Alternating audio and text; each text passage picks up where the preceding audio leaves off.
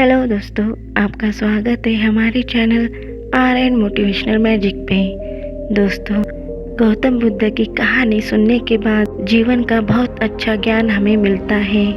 इसीलिए गौतम बुद्ध की कहानियाँ हर जगह प्रसिद्ध है।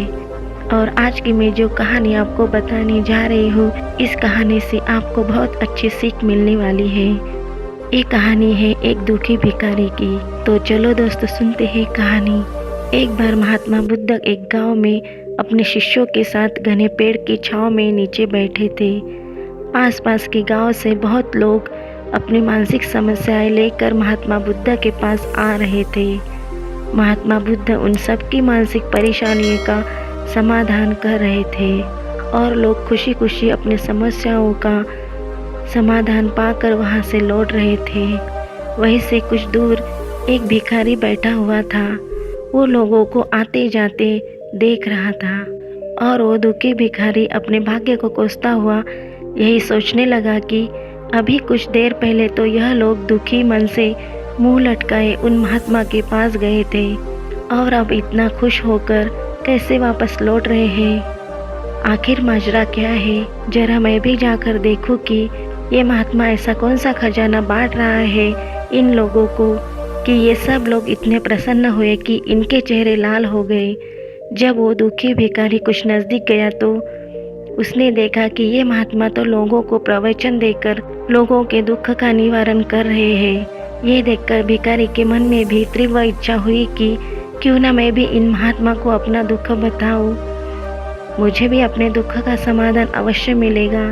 बस फिर क्या था, समाधान पाने की लालसा लिए भिखारी महात्मा बुद्ध के सामने पहुंचा और हाथ जोड़कर प्रणाम करते हुए बोला, हे महात्मा, मैं भी लोगों की मदद करना चाहता हूँ। मुझे लोगों की मदद करने की बहुत इच्छा है, लेकिन मैं कैसे मदद कर सकता हूँ? मैं बहुत गरीब हूँ। मेरे पास ना तो पैसे हैं और ना ही कोई ऐसी चीज़ जिसमें मैं किसी की मदद कर सकूँ।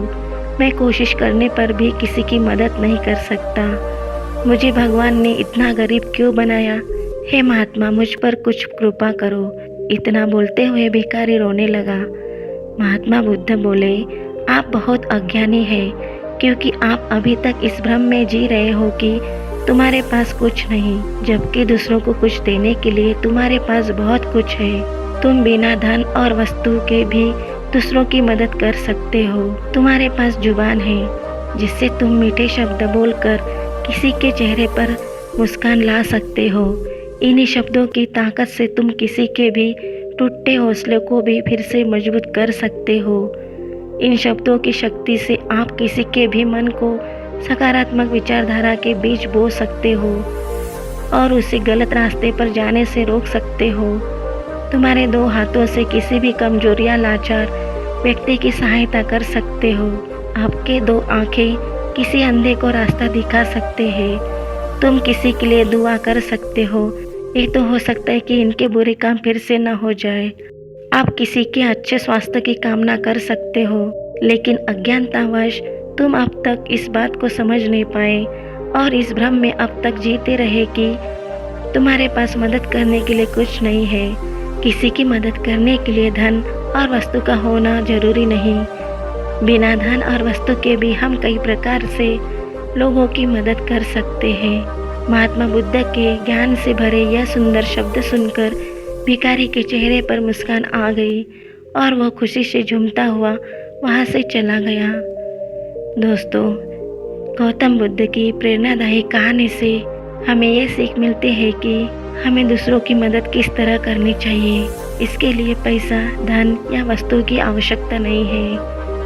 दोस्तों, महात्मा बुद्ध की इन बातों से बहुत कुछ सीखा गया है। आजकल बहुत से लोग ये सोचकर दुखी होते कि मेरे पास यह नहीं है, बल्कि जो आपके पास है उसी में संतुष्ट रखना सीखे और बिना मतलब के लोगों की मदद करे। दोस्तों, हम उम्मीद करते हैं कि ये कहानी सुनने के बाद आपको अपने जीवन में बहुत कुछ सीखने को मिलेगा और आपका जीवन बदल जाएगा। और साथ में ये उम्मीद करते हैं कि ये कहानी आपको ज़रूर पसंद आई होगी। अगर ये कहानी आपको पसंद आई है तो हमारे channel are and motivational magic को लाइक, सब्सक्राइब जरूर कीजिए। धन्यवाद।